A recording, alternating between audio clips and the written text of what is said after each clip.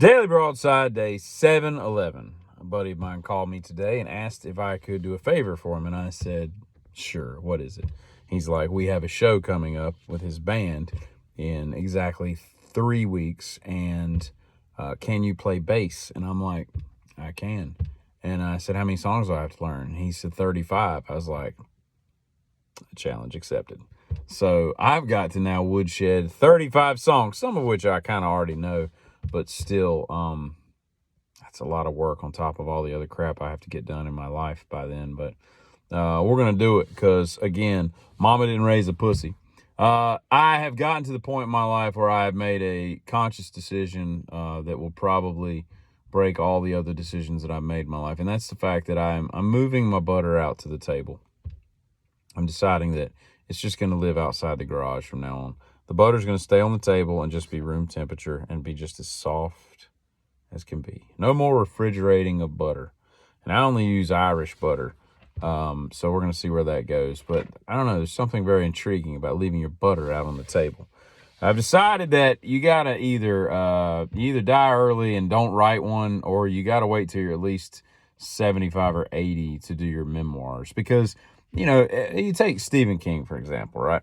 Stephen King goes to write his memoirs, and like he's got a whole lifetime of things that he can, you know, talk about, and all these life lessons and stories and, you know, all this other crap that he's done. But then what if something crazy happens that you didn't include in the book? You know, there can't be a part 2 to your memoirs. You've got to make sure that your life is mostly complete before you submit your memoirs. And what happened to him when he was like, I think he was like 45, 47, something like that. He got hit by a minivan walking down the road and almost got killed, right? Just screwed him all up, right?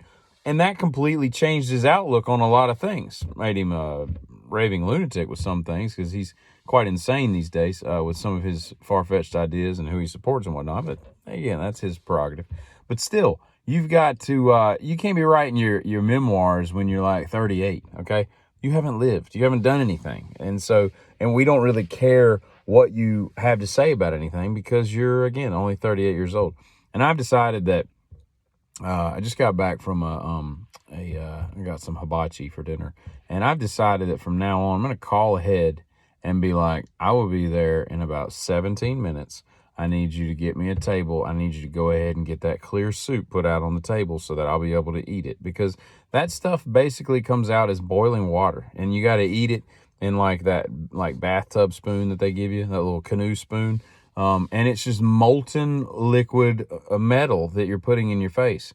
And there's just no sense in it being that hot. So I'm just going to call ahead and get them to just kind of, you know, just chill it out a little bit and all that. And I don't know if this has been suggested. It probably has, because it just makes too much sense. But why doesn't Apple put a screen protector on the phone from the factory? Why do we have to buy an aftermarket?